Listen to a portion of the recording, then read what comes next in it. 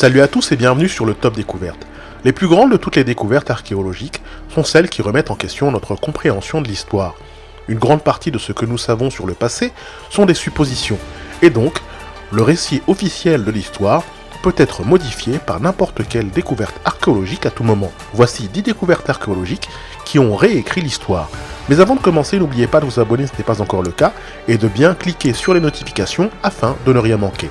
C'est parti. Numéro 10, la Troie d'Homère. L'Iliade d'Homère se déroule dans et autour de Troie et raconte la dernière année de la guerre de Troie au XIIIe siècle avant notre ère. Comme l'a raconté Homère, Troie a été soumise à un siège de 10 ans par une coalition grecque dirigée par Agamemnon de Mécène.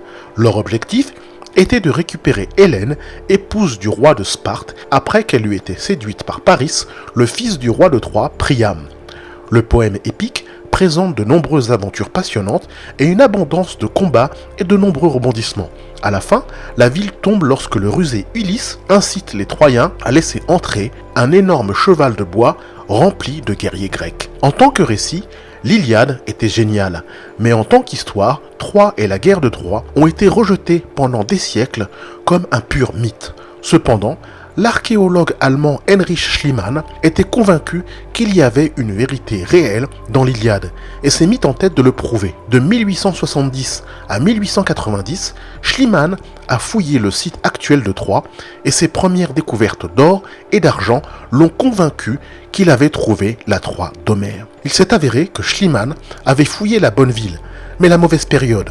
Ces premières découvertes dataient d'environ 1000 ans avant la guerre de Troie. Le site contenait en fait les restes de 9 Troies différentes, construites les unes sur les autres. Les fouilles se sont poursuivies après la mort de Schliemann en 1890 et aujourd'hui, ces découvertes sont étiquetées Troie 1 à 9, Troie 6 étant le candidat le plus probable pour la Troie d'Homère. Numéro 9, le masque d'Agamemnon. Peu d'archéologues ont été aussi chanceux que Heinrich Schliemann. Après avoir réussi à fouiller et prouver l'existence de l'ancienne Troie, il captura à nouveau la foudre dans une bouteille, cette fois en Grèce continentale, où il trouva ce qui fut connu sous le nom de masque d'Agamemnon, le roi qui mena les Grecs contre Troie. Cela s'est produit en 1876, lorsque Schliemann est allé creuser dans le cimetière royal, près de la Porte des Lions, l'entrée de la citadelle de Mycène, dans le sud de la Grèce. Dans l'une des tombes, il trouva un masque funéraire en or qu'il attribua au roi légendaire de l'Iliade. Comme le dit Schliemann, dans un télégraphe annonçant la découverte, « J'ai contemplé le visage d'Agamemnon ». Cependant, comme pour ses découvertes à Troie, Schliemann a bien compris les grandes lignes, mais a sauté le pas en ce qui concerne les détails. Comme le démontrait une datation ultérieure, le masque appartenait bien à un roi mycénien, mais à celui qui était mort vers 1580 à 1550 avant notre ère, soit 2 siècles et demi à 3 siècles avant les événements de la guerre de Troie. Le nom est resté cependant et l'artefact est encore communément appelé masque d'Agamemnon. Numéro 8, la bibliothèque d'Assurbanipal. Assurbanipal était le dernier grand souverain de l'empire néo-assyrien. L'empire fondé en Mésopotamie au Xe siècle avant notre ère est devenu le plus grand État du monde et a dominé une grande partie du Moyen-Orient jusqu'à son effondrement en 609 avant notre ère. Assurbanipal était un grand commandant de guerre, mais combinait cela avec un penchant intellectuel qui était rare à son époque. En plus d'être alphabétisé et de maîtriser plusieurs langues, Assurbanipal était un collectionneur passionné de tablettes et de textes.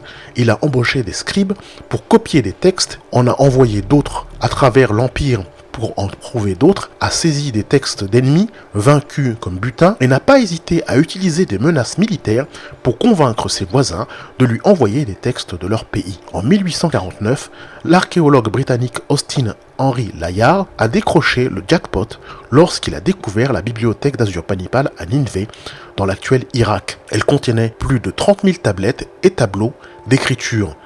Beaucoup d'entre elles gravement fragmentées, mais beaucoup encore récupérables et lisibles. Elles comprenaient des lois, de la correspondance diplomatique, des documents financiers et religieux, ainsi que des textes sur la médecine, l'astronomie et la littérature.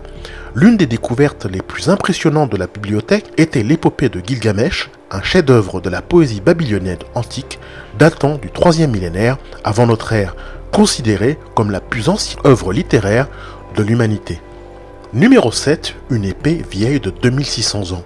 En 1965, des archéologues chinois travaillant sur une tombe à Hubei ont découvert une épée de bronze vieille de 2600 ans d'un type connu sous le nom de Jian.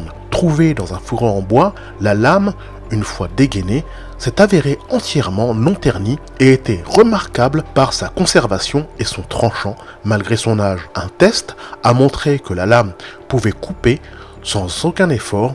Une pile de 25 feuilles sur la lame était inscrite des caractères indiquant le roi Yu a fabriqué cette épée pour son usage personnel. En conséquence, on a nommé l'épée Gujiang d'après un roi historique de Yu, nommé Gujiang. Numéro 6, Homo naledi. En 2013, un trésor de squelettes hominidés fossilisés a été découvert dans une grotte sud-africaine près de Johannesburg.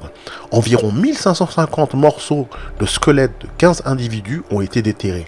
Les fossiles combinaient des caractéristiques anatomiques d'une espèce hominidée ancienne, connue sous le nom d'Australopithèque, comme un petit volume de boîte crânienne avec la forme du crâne d'Homo ancien plus avancé. Cette combinaison de caractéristiques a conduit les scientifiques à supposer que les fossiles provenaient d'une espèce d'hominidé datant d'environ 2 millions d'années. C'était une supposition initiale raisonnable, puisque les hominidés avec ces types de caractéristiques anatomiques étaient connus pour avoir existé à cette époque. Cependant, en 2017, les fossiles avaient été datés plus précisément entre 335 000 et 236 000 ans. Ils ne faisaient donc pas partie de la lignée menant aux humains modernes, mais d'un hominidé éteint et plus primitif qui coexistait avec des homos plus modernes. La nouvelle espèce a été nommée Homo naledi. Numéro 5, la bière chinoise ancienne. Nous savons depuis un certain temps que les anciens Chinois appréciaient l'alcool, en raison de preuves de boissons fermentées dérivées du riz trouvées sur un site vieux de 9000 ans dans la province du Henan. Pourtant, en 2016, on apprenait que les Chinois étaient aussi amateurs de bière. Les archéologues qui fouillaient la province de Jiangxi ont trouvé du matériel de fabrication de bière datant de 3400 à 2900 ans avant notre ère. Les résidus trouvés dans les récipients ont également révélé les ingrédients de l'ancienne bière, notamment du millet à balai, du lys, du grain appelé les larmes de Job et de l'orge. La présence d'orge était particulièrement surprenante car elle a retardé l'arrivée de la récolte en Chine de 1000 ans.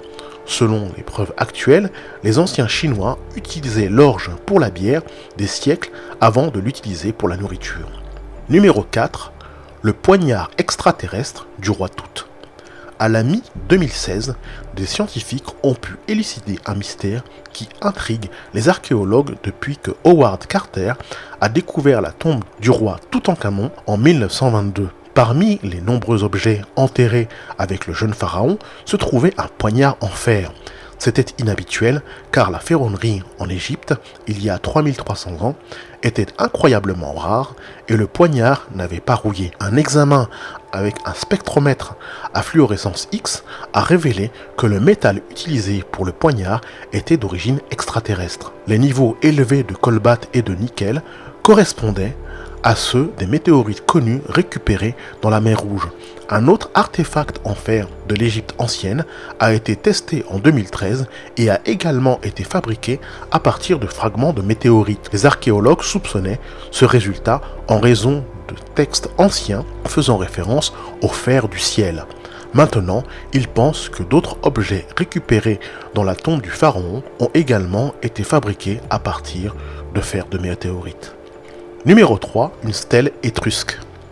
Même s'il n'a pas été utilisé depuis près de 2000 ans, l'étrusque reste une langue morte très intrigante. Elle a eu une grande influence sur le latin qui à son tour a influencé de nombreuses langues européennes que nous parlons encore aujourd'hui. Cependant, les échantillons de textes étrusques d'une longueur significative sont rares. Malgré cela, en 2016, les archéologues ont découvert une stèle d'un peu plus d'1 mètre inscrite en étrusque.